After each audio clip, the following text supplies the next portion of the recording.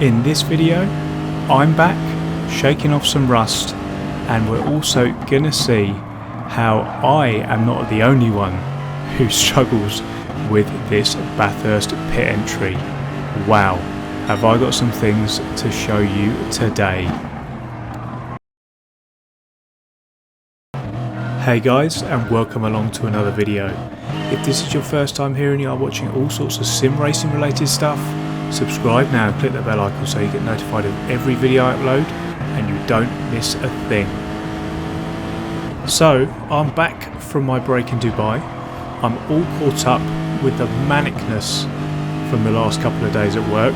Isn't that always the way when you return to the office? And in this video we've got 2 daily race Cs for you. We're here at Bathurst, 9 laps each. Fuel burn is on pretty high. I think it was plus or times 6 I believe it was. So it's definitely going to be a one stopper on these mediums, and fuel saving is going to be a factor. Now this and Fiji have appeared to be in pretty much heavy rotation of late, so hoping for a decent outcome here. We've had enough practice with this and the 12 hours on iRacing round here, so I'm hoping we should be fine. So here we are at race number 1, lap number 1, settling in as we always do, trying to stay out of trouble, even more so because I feel a little bit rusty at the moment. Not had a great lap time, mainly because I haven't been playing this game to be honest, which means I am now halfway through the pack, 10th place out of 20 and right in the thick of it. And plus with me being rusty, there's definitely more chance of me binging it like I often do. But this is Bathurst, so people are going to make mistakes, so we're going to be patient and try and capitalise. We're going to rejoin the action here, coming down the hill here on lap number 2. Some wall riding is going on. There's that rustiness that I was talking about. But look up ahead, the yellow flags are going to be out as the guy in the Corvette here, there's some contact and he finds himself off at Forest Elbow. So we're going to be up for 9th, but I don't know for how long.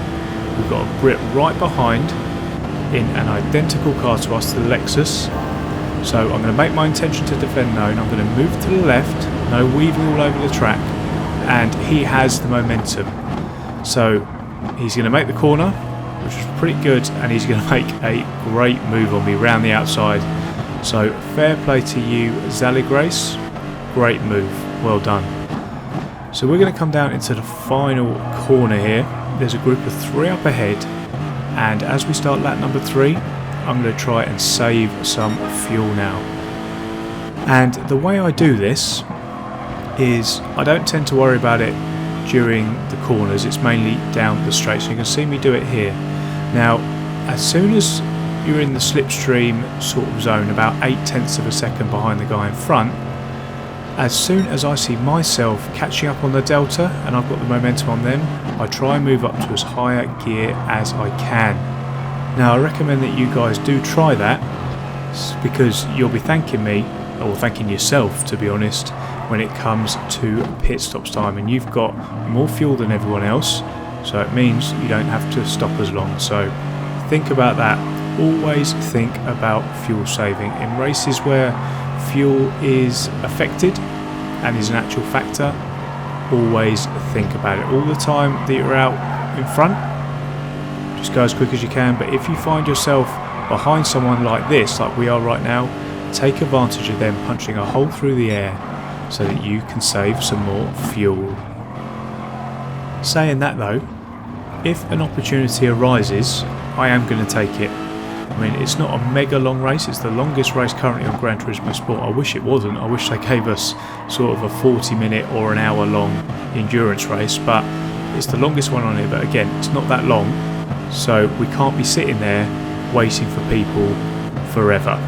So I'm about in that zone at the moment. We're in the guys slipstreaming in front, the Brit, and we're going to come down here through the kink into the chase. Now keep your eyes up ahead here.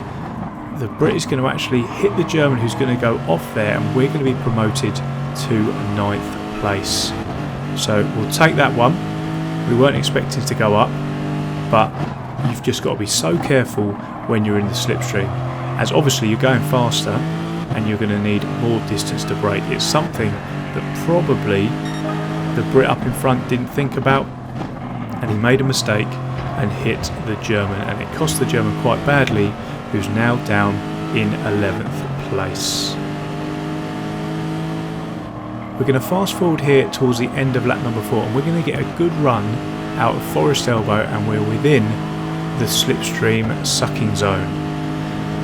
Now, we're in identical cars as we identified earlier, so we should be in a good position by the time we get down to the chase to make a move. So as you can see, we're closing. We're going to move to the left, pick our braking point. We must make the apex here if you're going up the inside of someone, and we make a clean move up the inside of the Brit and take 8th place. So I think he knew I was coming, so fair play, he didn't turn in on us there. But take a look at this, keep your ears peeled for this. Did you hear that bang? That is someone having an absolute nightmare like we have before trying to get into the pit. So I had a quick look, it was the Beetle that actually qualified in 2nd, so he's going to be absolutely screwing with that one. And as I mentioned in the title, there is a lot of pit lane fails in this one, in this race and the next one, which I'll be showing you at the end of the video, so stay tuned for that one. So as we saw, someone hit the wall, they got reset back on track and have to go round again. So rip to him. Can we get an F in the comments for that man, as I know I have felt that pain before. So drop an F in the comments if you've messed up that pit lane entry as well. I'm sure me and him aren't the only ones. So as this is our in lap, we've got a couple of moments to let you know why I decided to go with the Lexus round here. The new McLaren that dropped in the latest update is very, very popular, and also the Toyota, I think it was a Supra, is also very popular too. There's a lone Porsche here, but that's just a strong car all the way around, but I was definitely one of only 2 Lexuses here, and the reason I went with it is because I wanted to go with a decent all-rounder, but something that I, most importantly, was comfortable in. Now I encourage you to do that, unless it's a specialist track like Monza or something where you need something with out and out power. Go with something that you are comfortable with. Any tenths of a second, you may say, by using the strongest car will be wiped out if you make any unforced errors if you are not used to it. So top tip for me, go in a car you are most comfortable with, as long as it doesn't compromise you too much. So here we go then.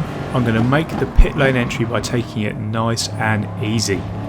Again, not going to risk it all trying to get in and out of there. Did a decent job on fuel saving, I found out, and I overfilled as usual, as I did in the last race as well that you guys saw. I think it was at Suzuka. Now as you can see, I've come out in 6th just. Now that is because I managed to save a bit of fuel. Even with my topping up and overfilling, I've managed to come out in front of quite a big pack of cars. So I went defensive there, as this is for position now, and I need to hold on to everything I can in this second half of the race, because this is it. There's no more pit stops, there's no more nothing. I just need to hold on as much as I can and try and bring home this 6th place. Moving forward to the end of the lap number 8 here, keep your eye on the delta as the Portuguese guy overtakes Zalagrace. Now here's the guy who was in the Beetle who binned the pit entry earlier on. So I'm going to try and keep him behind. He started, well, he qualified in 2nd place and had a 2-second faster lap time than us.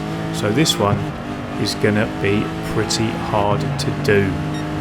So we're going to stay on board here for the final lap as we come into the first corner, Hell's Corner. Now as we make our way down the mountain straight towards Quarry Bend, I'm actually a bit nervous, feeling the pressure on this one, being hunted down by someone much quicker than me, mainly because I haven't played this game for a while. So we're going to come in here into Quarry Bend. Make sure we stay on the inside because of that camber, but I get on the power a little bit too early and we're beginning to slide, which is not the quickest way through that corner at all. Up through the cutting, I'm going to touch the wall there and then really struggle to get back on the power. So he is now going to be about half a second behind, which is going to be a problem because, as I spoke about earlier, if you're within about 8/10 of the guy in front as you come out of Forest Elbow and down the Conrod Straight, you're pretty much going to be a sitting duck coming down into the chase. So we're coming down here, making our way through to the Dipper, which again, just a little bit wild there. You can see him there in the radar in the bottom right, coming down into Forest Elbow, and he's real close. Even though I got a decent run out of there, he is now sat within our slipstream, and again I'm going to make my intentions known by moving to the left hand side of the track. I want him to know that I'm going to try and hold on to this one, but I don't think there's anything I can do as he pulls alongside here. There he is in the Beetle. We're going to try and brake as late as we can into the chase, but we're not going to make it. Luckily I managed to pick my braking point up because he cut straight across us there and there would have been contact had I not got the braking right. So sadly we got overtaken on the pretty much final corner there, but I'll take it considering where we started and the rust we've had. Moving on to race number 2 here. Obviously the Spaniard in 10th up in front doesn't watch the channel. As everyone knows, I'm not going to try into the first corner unless it's an absolute slam dunk. So he compromises his entry.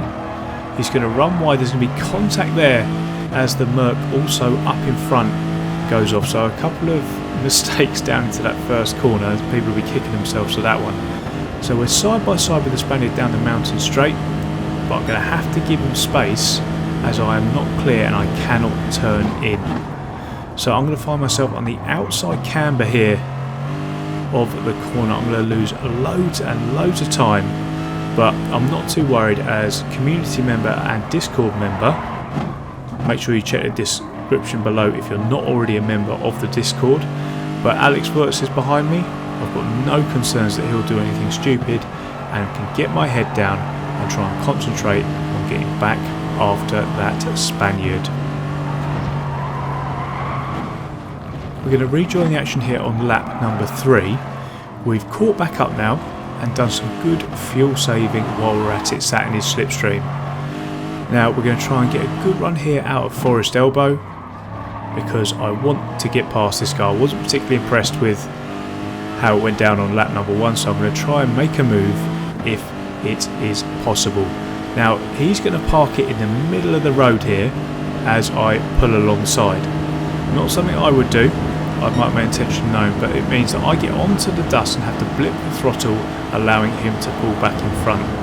But I'm going to have to pull out here into the cutting. He's not going to quite make the apex there, braking late, and then he's going to struggle to get back on the power as we come down into the final corner. He's again going to go defensive, but we're going to try and make sure that we hit that apex and get a decent run here out of the final corner. But because he went defensive, it compromised his exit here, so we went real aggressive, went right up against the wall to make the move stick. Now we're up to 8th because there was a pole who had some sort of issue in the final corner. I don't know if you saw it, but we managed to overtake him too. So again, I'm going to make myself clear. I'm going to go mega defensive down the straight here. There is no chance of going around the outside because you're going to off camber like I was a couple of laps earlier. You heard that. He didn't make it.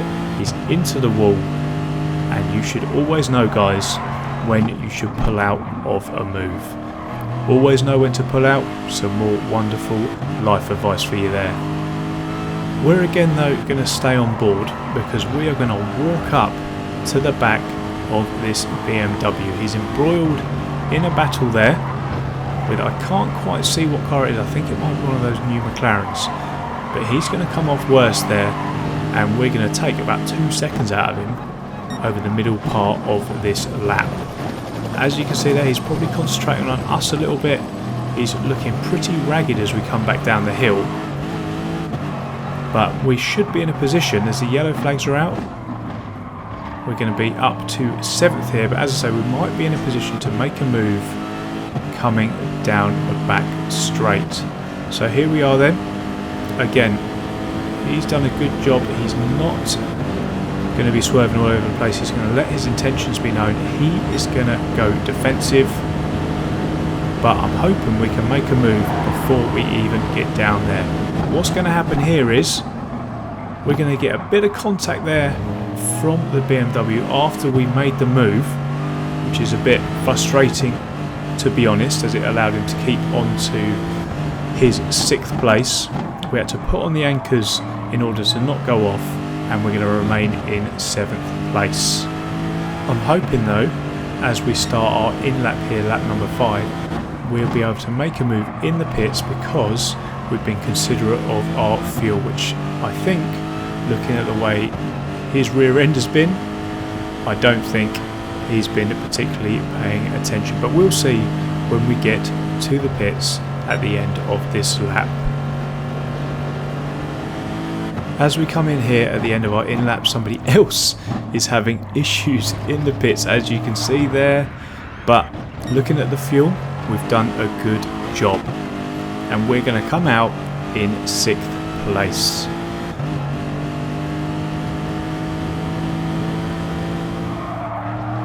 As Alex Wurtz comes in, we're actually going to get promoted to 5th place now.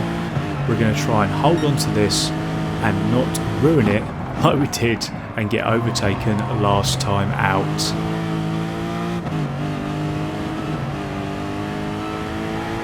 As we come across the line to start the final lap here, lap number 9, we've got about a 1.2 second cushion to the guys behind, so we're going to try and not ruin it like last time.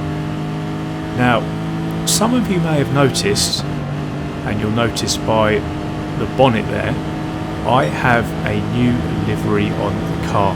Now, it's not the KFC one, which is a mainstay on this channel, but I've actually moved to a new livery every time that I use this KFC, not KFC, every time I use this Lexus. Now, this is going to be the car that I use for all manufacturers, so there's been no surprise about that. I'm going with the Lexus. That's what I'm going to try and get to any live events in. No matter how big that ask is, we're going to go with the Lexus. So, I was inspired by an old Le Mans car, I think it was, where they had a checked livery and they essentially sold a patch of the car to their sponsors. Now, you guys know me, I try to be all about giving you guys a little bit back, and I'm incredibly grateful for the support that I receive from you all. So I took that inspiration and I got Rico Suavius to give me a livery that will allow me to do that. So I'm going to do exactly the same to recognise all of the channel members. They're going to get their name on this car. They're on there now. There'll be escapes that I would have shared, and essentially if you want your name on this car, click that little join button down below this video, become a member, and you will be forever enshrined on this car and on my videos in YouTube. So, just wanted to get out of the way in case any of you thought, what's that all about? But we're going to come home to take 5th place, and we're going to have a look at how it affects. Actually, no, I cut myself off there. I promised you some pit lane fails, so here you go. Let me know in the comment section what you think of these, and guys, enjoy.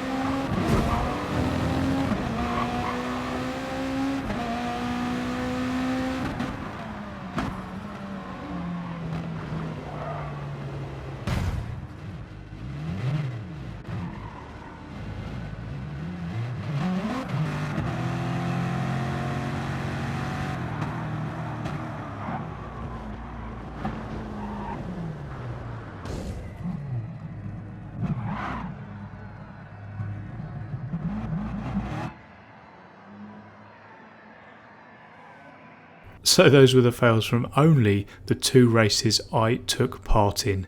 Incredible. So as you can see, our driver rating is going up. We're getting ever closer to that A+, but we've got to keep on working at it. But for now guys, that is the end of the video. I hope you enjoyed the video. If you did, please hit that like button and make sure you're subscribed to the channel if you haven't already. Thanks again so much for watching, and I'll see you in the next one. Cheers.